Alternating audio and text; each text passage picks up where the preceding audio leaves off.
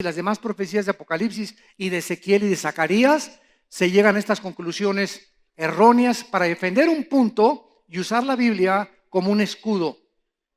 Entonces, aquí en Daniel 9 se pone a orar Daniel y se hinca delante de Dios y comienza a pedirle a Dios la dirección. Quiero que vean ustedes los siguientes versículos, porque las 70 semanas de Daniel son exactamente la profecía. Vamos a ver que son 70 semanas de años.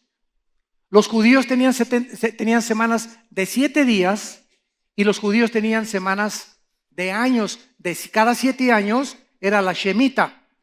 Y 7 semanas de 7 años, 7 por 7, 49, era el 50º año, el año del jubileo. Y en el jubileo se soltaban los presos, se soltaban los esclavos, se soltaban las deudas y todo mundo tenía la oportunidad de iniciar una nueva vida.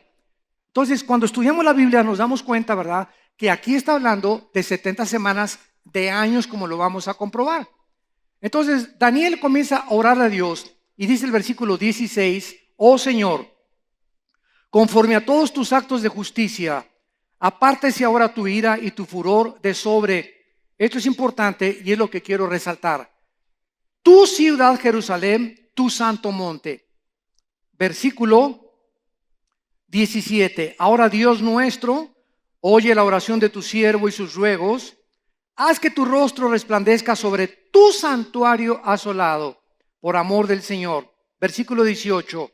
Inclina, oh Dios mío, tu oído y hoy abre tus ojos y mira nuestras desolaciones y la ciudad sobre la cual es invocado tu nombre, etc. Versículo 19. Oye, Señor, perdona, presta oído, hazlo, no tardes, por amor de ti mismo, Dios mío, porque tu nombre es invocado sobre tu ciudad y sobre tu pueblo.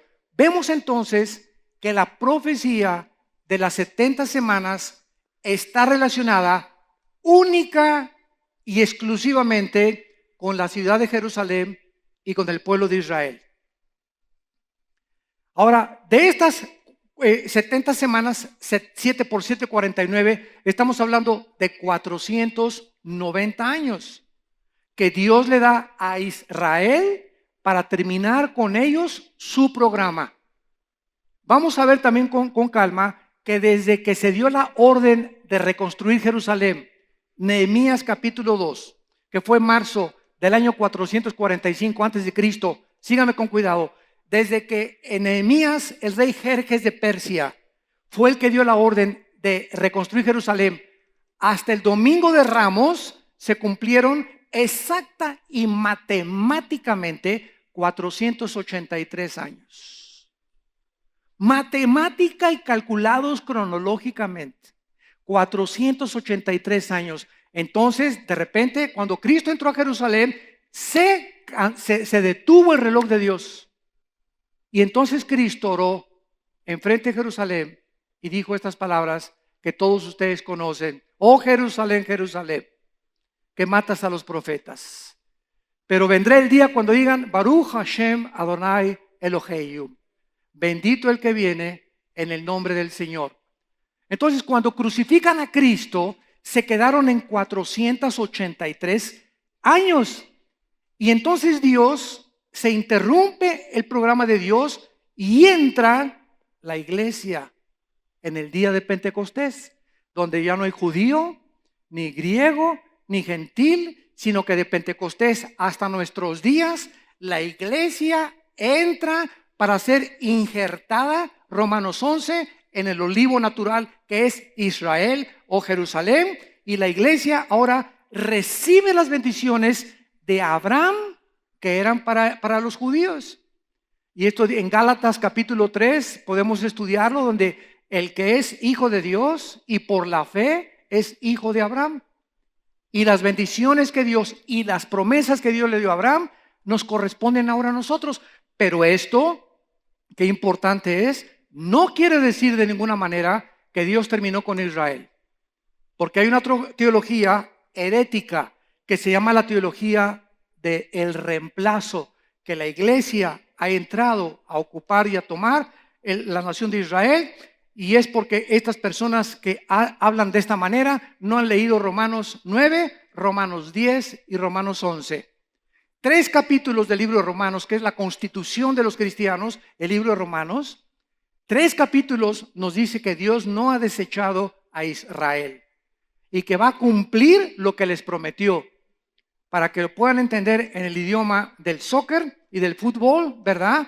Iba ganando, ¿verdad? El América, y de repente perdió el América y Dios mete a toda la banca. Y entonces los que estaban en el partido se van a la banca, y ahorita Israel está a la banca y la iglesia ha entrado al partido. No estamos en el campo de batalla la iglesia ahorita. Israel está ahí en la banca, pero cuando el arrebatamiento Cristo venga por nosotros y nos saque del mundo, la última semana que falta de 7 años son los 7 años de la tribulación. Entonces ya van ustedes profundizando en la escatología bíblica, en las profecías bíblicas. Estos 7 años de la tribulación es imposible que la iglesia se encuentre ahí. Por eso dice la Biblia en Apocalipsis 7 que Dios va a sellar a 144,000 toluqueños, dice, de Tlalnepantla, 144,000 judíos. Y lo dice específicamente, de cada tribu 12,000. Esto significa, ¿verdad?, que ahorita hay judíos por todo el mundo. Hay judíos mexicanos, hay judíos italianos, judíos costarricenses, judíos franceses, hay judíos negritos también en África que son judíos sin que lo sepan, porque las 10 tribus en el año 700 antes de Cristo fueron llevadas a Siria, fue el primer exilio y se perdieron en la diáspora. Y desde hace 2700 años hasta nuestros días, no saben quiénes son judíos y quiénes no son judíos, más que muy pocos, ¿verdad?, los que vienen de Leví y otros que vienen de Cohen, ¿verdad?, que es el sacerdocio que pertenecía a los judíos. De ahí en fuera hay cantidad de judíos mexicanos. Por ejemplo, el apellido Pérez es judío. González, casi todos los EZ tienen ascendencia judía, sin que tú lo sepas, aunque tengas cara de tlacoyo. Como dicen en mi tierra, no, hermano, es que tiene nopal, hermano. Pues miras que en los judíos no hay ningún rasgo ni característica, ¿verdad? Hay inditos que no saben ni siquiera que son judíos y que fueron mezclados cuando se mezclaron los judíos en Asiria, se mezclaron con los asirios, se mezclaron con el mundo entero, etcétera, etcétera, y hasta nuestros días no se sabe quién es. Entonces, estos 144,000, dice la Biblia, que van a ser sellados en las frentes. ¿Por qué? Porque cuando nosotros estábamos en la iglesia, somos sellados en el Espíritu. Efesios 1, 13 y 14. Todos los cristianos tenemos el sello del Espíritu Santo, que es invisible. Entre nosotros no nos podemos ver, los demonios nos ven, los ángeles de Dios nos ven. En el mundo espiritual saben quién es cristiano y quién es cristiano, pero los judíos que sean sellados en la tribulación va a ser un sello externo, porque el Espíritu Santo va a trabajar de manera diferente, porque la iglesia ya no está. Y la iglesia es el cuerpo de Cristo.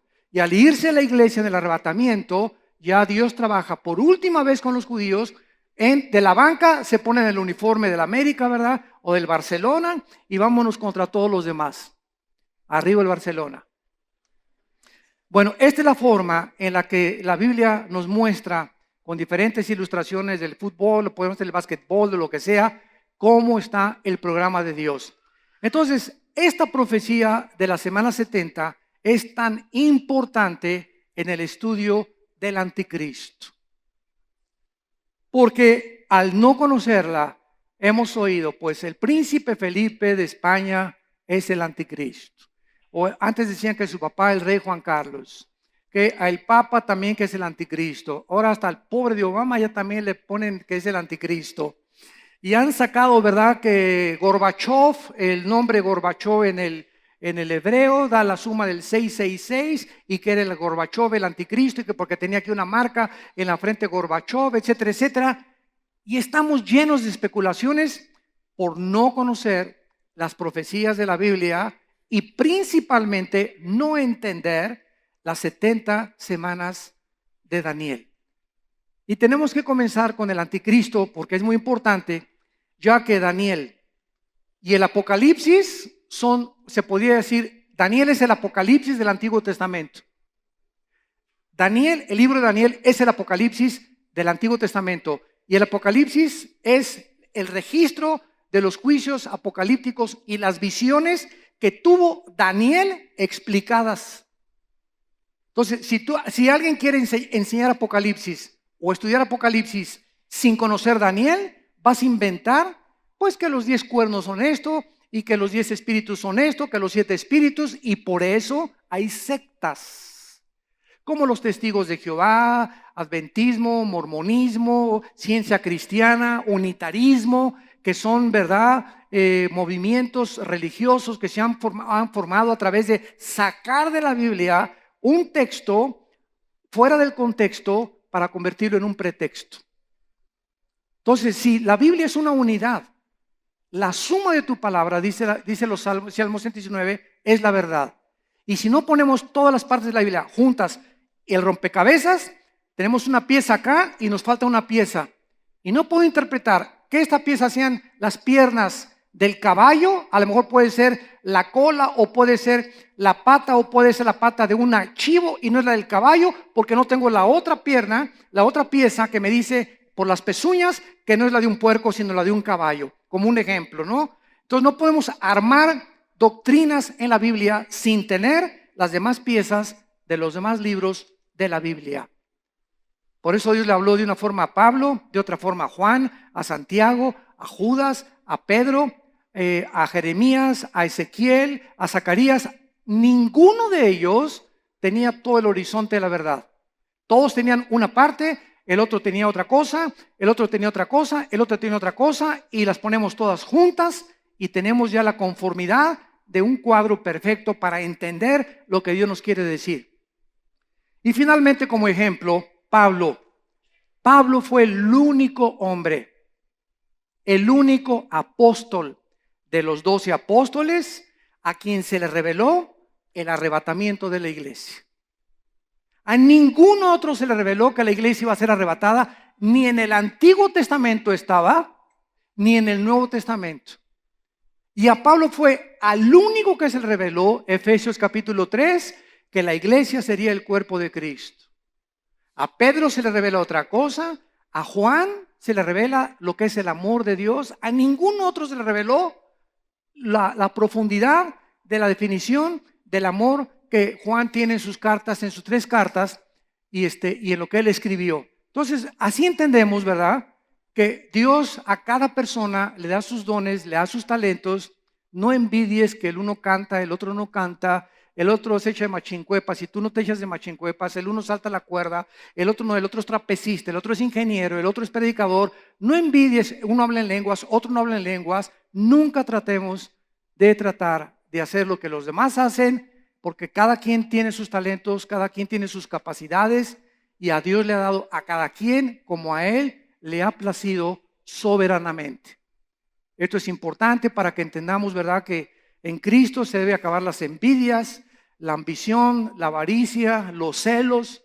Todas estas cosas no pueden existir en el cuerpo de Cristo, porque estarías caminando completamente en la carne. Ahora bien, Daniel fue un joven judío que había sido deportado hacia Babilonia con otros miles de judíos al exilio cuando Nabucodonosor, el emperador de Babilonia, sitia Jerusalén alrededor y incendia todo en el año 605, apúntalo, antes de Cristo. Apunta ahí en Daniel capítulo 1 en tu Biblia, en el año 605, para que sepas que todo eso sucedió. El capítulo 1, cuando Nabucodonosor llega, fue el año 605 antes de Cristo. Llega y arrasa con todos. Ahí Daniel, al llegar a Babilonia, tenía entre 18 y 19 años. Algunos creen que entre 18 y 20 años de edad. Y Daniel se distingue al llegar a Babilonia, llegó a Sodoma y a Gomorra. La moral, la ética, las convicciones no existían en esos tiempos. Las mujeres andaban, ¿verdad?, como se visten ahora, casi semidesnudas. Reinaba por todos lados el hashish, las drogas. Acuérdense que Alejandro el Magno, después de que los persas conquistaron a los babilonios, vinieron los griegos y conquistaron a los persas, y Daniel el Magno, el gran conquistador y el gran jefe militar, distinguido como ningún otro en las milicias, muere en Babilonia de malaria, de homosexualidad y de todas las drogas del pasón, como dicen, del pasonzototote que se dio. Le metió al hashish, le metió a la marihuana, le metió quién sabe qué tantas cosas, se volvió homosexual con tanto degeneramiento que había en Babilonia, para que nos demos cuenta nada más que Daniel se enfrentó a ese mundo. Y muchos de ustedes jóvenes que nos escuchan ahorita se están enfrentando a un mundo que yo creo que le ha ganado al de Babilonia. Porque por lo menos, aunque siempre ha existido la homosexualidad, nunca se había institucionalizado. Nunca un gobierno había legalizado que fuera algo permitido y que fueran respaldados legislativamente por un gobierno para aprobarlos, como ahora se está determinando en Estados Unidos, que ya los jueces se les prohíbe en las actas de matrimonio decir esposo y esposa, señor y señora. Ya se quitó eso de las actas de matrimonio en los Estados Unidos y ahora simplemente, ¿verdad? Hombre, hombre o mujer, mujer. Ya el matrimonio no es entre un hombre y entre una mujer, para que no haya ningún problema con los que se casan hombres con hombres, mujeres con mujeres. Y esto nos muestra que el hombre sin Dios desciende al grado de las bestias. El hombre sin Dios es una bestia. Y lo vemos en la forma de su conducta, en la forma en la que aprueba, en la forma que razona, en la forma que ve el mundo, en la soberbia intelectual que existe por todas partes ahorita, donde ya, ¿verdad? El cristianismo es burlado, la Biblia es burlada, las películas se burlan de todo, ¿verdad? Ahorita todo es completamente sin convicciones. Y Daniel, en el capítulo 1, versículo 8 de su libro, dice la Biblia, y Daniel determinó no contaminarse ni con las cosas que el rey le ofrecía, ni con las mujeres que tenía enfrente de él, ni con las tentaciones. Y cayó de rodillas, me imagino, a esa edad y dijo: Señor, estoy en medio de Sodoma y Gomorra, estoy en medio de un ambiente completamente lleno de tentaciones, pero tú eres más poderoso y más fuerte para sostenerme. Señor, creo que eres tú mi fortaleza, tú eres mi escudo, tú eres mi salvación, y solo tú me puedes ayudar a llegar al final de mi carrera sin haberme contaminado. Y Dios honra cuando alguien hace una decisión de este nivel, porque Dios siempre, cuando tú tomas una decisión, ya no quiero los cigarros. Y yo recuerdo cuando yo fumaba, ¿verdad? Antes de cristiano, me acuerdo que llegó el momento, tenía 3 días de haberme convertido, agarré los cigarros, yo me fumaba 1 o 2 diarios o 3 diarios y los eché a la basura y dije: desde este momento ahí se van. No le dije: Señor, quítame el cigarro, quítame la marihuana, quítame aquello. No, tú tienes que tomar la decisión, y cuando Dios ve que tú tomas el paso y la decisión la tienes tú, Dios te respalda con su poder. Pero nosotros tenemos que tomar la decisión. Entonces no le digas a Dios: quítame lo carnal, ay, quítame las tentaciones, quítame esa mujer que tengo de secretaria con las piernas que tiene, córrela y pon una gordita de secretaria. Si no, estás jugando con el pecado. Quítame las revistas pornográficas y no vas y las quemas, ¿verdad? Y quítame este canal pornográfico cuando lo tienes en tu casa. Entonces, si no entendemos cómo funciona esto, vamos a seguir viviendo engañados, creyendo que somos y no lo somos, por la forma de las convicciones que nosotros vivimos. Las profecías de Daniel, a pesar de todo lo que se profetiza, están llenas de esperanza, porque nos muestran que es un Dios el que está al control de los imperios, de las personas, de las ciudades y de la misma historia. Dios está al control de todo lo que está pasando en el mundo, por más negro que lo veamos. Dios tiene el control detrás de las cortinas, y por alguna razón que muchas veces no nos los revela, se encuentra la impresionante sabiduría de Dios, que después que confiamos en Él, nos dice por qué Él hizo lo que Él hizo. Porque eso es la fe. ¿Qué es la fe? Confiar y creer que lo que Dios dice es verdad, aunque no lo vea, aunque no lo entienda y aunque no lo pueda experimentar. La fe es la certeza de lo que se espera, la convicción de lo que no se ve. Dios pues provee un tiempo a Daniel al darle esta profecía específico para la nación de Israel. Y el reloj profético comienza su cuenta regresiva de Dios cuando fue dada la orden, como lo vamos a ver ahorita, para la reconstrucción de la ciudad de Jerusalén después de la destrucción de Babilonia. Veamos rápidamente entonces la introducción de este versículo o versículos que nos hablan de esta profecía, comenzando en el versículo 24. Y dice así, Daniel 9, 24 en adelante. 70 semanas están determinadas sobre tu pueblo y sobre tu santa ciudad. ¿Cuánto es 7 por 7? Si son semanas de años, ¿cuántos son? 490 años. 7 por 7, 49. 490 años, Daniel. Faltan para que todo mi programa con Jerusalén y con el pueblo de Israel se cumpla. Ya vimos nosotros que los primeros 483 años se cumplieron en el Domingo de Ramos cuando Cristo entró en un burrito.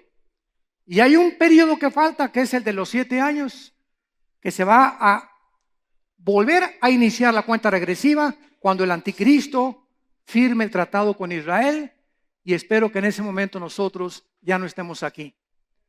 El momento que oigamos que un hombre hace un tratado de paz entre los árabes y entre los judíos por 7 años, es el anticristo. No es el que están haciendo ahorita con Irán, es entre los árabes y los judíos. 70 semanas están determinadas, decretadas. Escuchen esto, sobre tu pueblo, o sea, sobre Israel y sobre Jerusalén, que es la santa ciudad. Para terminar, 1, la prevaricación. 2, poner fin al pecado. 3, expiar la iniquidad. 4, traer la justicia perdurable. 5, sellar la visión y la profecía. 6, ungir al santo de los santos. 6 profecías no se han cumplido con la nación de Israel ni con los judíos. Y hasta que se cumplan estas 6 profecías, Jesucristo no va a regresar al mundo. Y se tienen que cumplir en Israel y con el pueblo judío y con la ciudad de Jerusalén. Versículo 25. Sabe pues y entiende que desde la salida de la orden para restaurar y edificar a Jerusalén hasta el Mesías príncipe, apúntalo en el margen de tu Biblia, 14 de marzo del año 445 antes de Cristo. 14 de marzo, que es el mes de Nisan, el año 445 antes de Cristo, en Nehemías capítulo 2, versículo 1 al 10, ahí fue cuando se dio la orden por primera vez por un rey persa que le dijo a Nehemías: te doy permiso que regreses y reconstruyan las murallas de Jerusalén. Y todo el libro de Nehemías y de Esdras en el Antiguo Testamento se trata de la forma en la que comenzaron a reconstruir, cómo se detuvo la construcción, los ataques de los judíos para impedir que se reconstruyeran y la forma en la que poco a poco los judíos trataron de hacerlo hasta que en el año 70 después de Cristo, al crucificar al Mesías, los romanos llegan y arrasan con Jerusalén. Escuchen esto, y desde el año 70 después de Cristo hasta 1948, si tienes calculadora, calcúlale. Desde el año 70 después de Cristo hasta el 14 de mayo del 48, casi cerca de 2000 años, los judíos se detuvieron el reloj profético de Dios y los judíos no volvieron a tener templo y hasta ahorita no lo tienen. No volvieron a tener sacerdocio y hasta ahorita no lo tienen. No volvieron a tener adoración, no volvieron a tener el arca. Y en el 48, ante los ojos del mundo, se forma el Estado independiente de Israel. En el 67, en la guerra del 67, llega el general Moshe Dayan y recuperan Jerusalén y la tienen que devolver. La parte occidental y la parte oriental se quedan ellos con una parte que es el Muro de los Lamentos en manos de los musulmanes. Y donde está ahorita la mezquita de Omar, esa cúpula dorada inmensa al llegar a Jerusalén, que en todas las fotos de Jerusalén se ve, en esa cúpula, debajo de esa cúpula, ahí se encuentra el templo judío. ¿Y quién está arriba de él? La mezquita de los musulmanes. Ahora entienden ustedes por qué los musulmanes, si los judíos ya les prohibieron ni siquiera acercarse a la cúpula de la roca, o a la mezquita dorada, o al domo, como también le dicen, porque para los musulmanes es un lugar sagrado. Y los musulmanes levantaron esa mezquita en el año 600 después de Cristo. Entre el año 600 más o menos, por uno de los califas, Omar se llamaba, y lo pusieron arriba del templo judío como un juicio de Dios. Y no es hasta que los judíos regresen a el lugar donde tenían su templo y lo reconstruyan que el anticristo va a aparecer en el mundo. Entonces, ahorita, ¿cuál es la solución? ¿Cómo pueden los judíos ahorita sacar a los musulmanes sin que se arme una guerra santa? Imposible.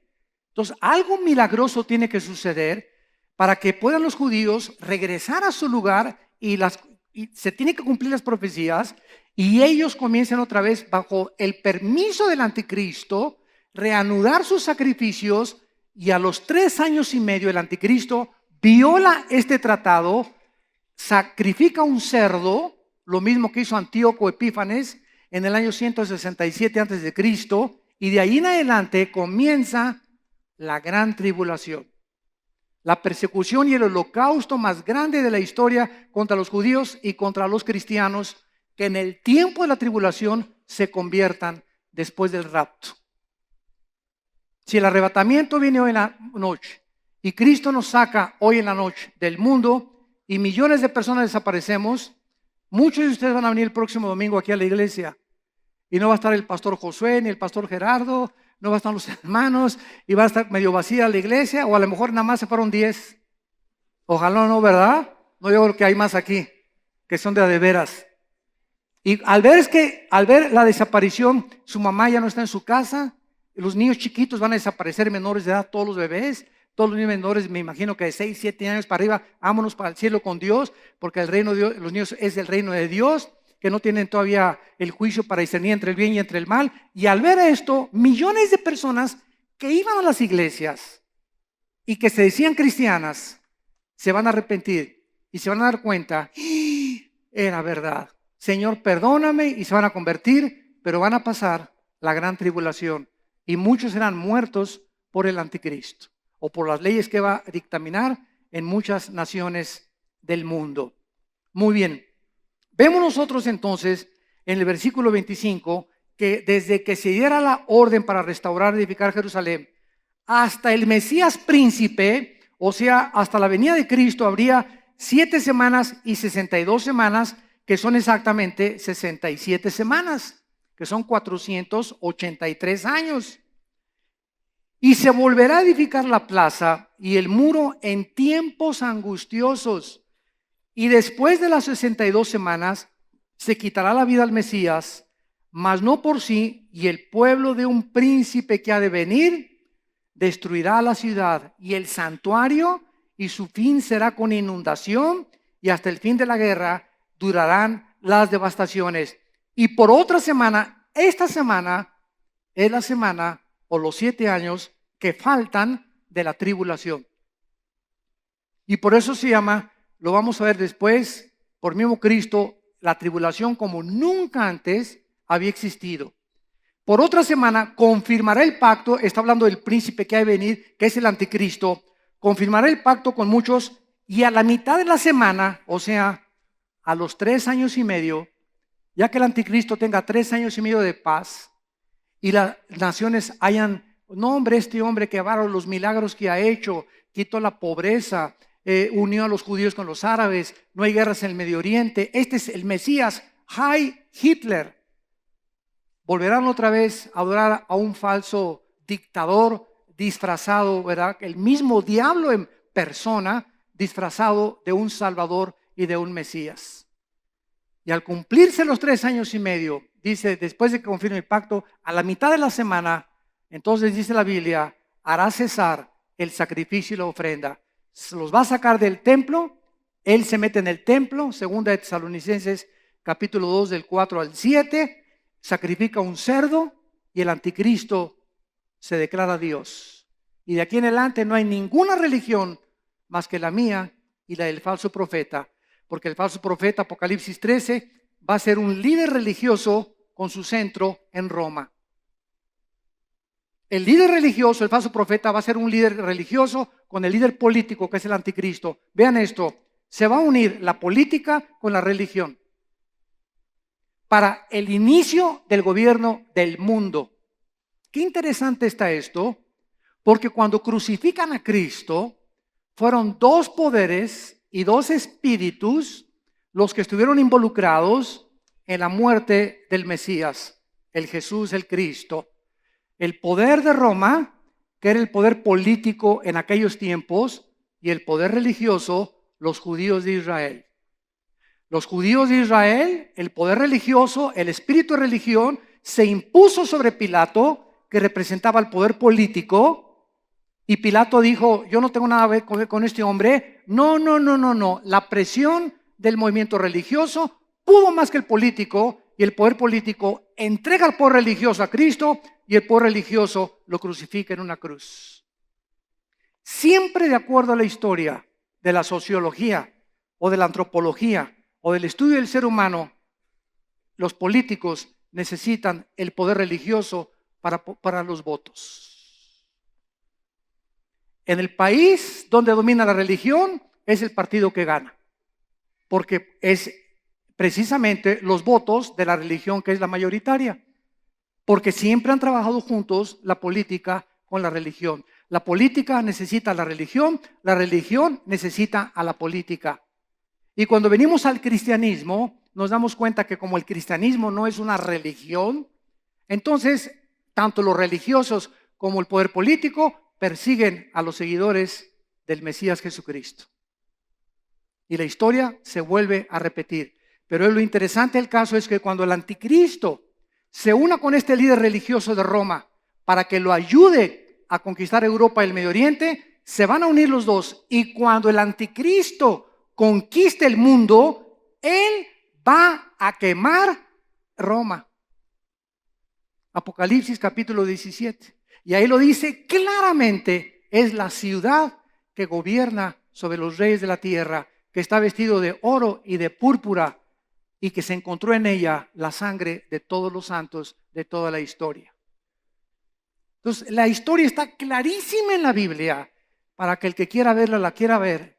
El que no la quiera ver, que se esconde detrás de la mentira, ese es tu problema. Pero si quieres ver la luz y quieres ver la verdad, la vas a encontrar con la guía del Espíritu Santo. Muy bien. Entonces, después de estas 62 semanas, regresamos, ¿verdad?, aquí a Daniel 9 y nos damos cuenta que se quitaría la vida al Mesías. Y en penúltimo lugar, vemos nosotros en el versículo 26 lo que se tenía que cumplir antes. Versículo 26 de Daniel 9. Se quitará la vida al Mesías, o sea, antes de que la profecía 70 de Daniel se termine de cumplir. Número 1, el Mesías moriría. Y se cumplió exactamente casi 500 años después de que Daniel escribió esto, cuando Cristo entra el domingo de Ramos y a los 4 o 5 días lo crucifican. Número 2, y el pueblo de un príncipe que ha de venir destruirá la ciudad. Número 2, Jerusalén tendría que ser destruida. ¿Cuándo se cumplió esto? En el año 70 después de Cristo, cuando Vespasiano, el emperador de Roma, mandó a Tito, su hijo, que era general, y llega y sitía Jerusalén y no deja piedra sobre piedra. Y en tercer lugar, hasta el fin de la guerra durarán las devastaciones.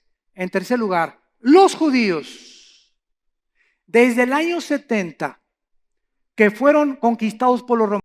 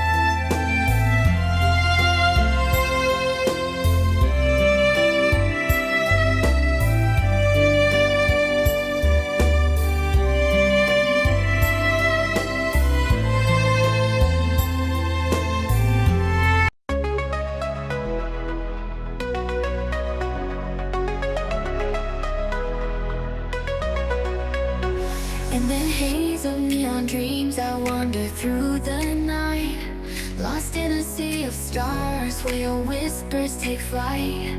Electrified emotions, they dance around my heart in this digital garden where we never have to part. Shadows blend with colors as the beat sets me free. Every note a memory, every rhythm you and me. Echoes of you in the thin waves, feel you near in the pulsing haze. Inside your world where we collide. You lost the rhythm in my mind, in my mind. With the glow of city lights, our shadows intertwine in this kaleidoscope of love where the past and future align. With every step I take, I feel your presence strong, and this digital symphony where our hearts belong. Shadows blend with colors as the beat sets me free. Every note a memory, every rhythm you and me. Echoes of you in the thin waves, feel you near in the pulsing haze. Inside your world where we collide. You lost the rhythm in my mind, in my mind.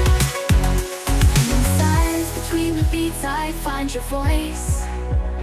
In the flicker of the lights I see your choice. Together in this dream we'll never fade. In the echoes of our love will always stay.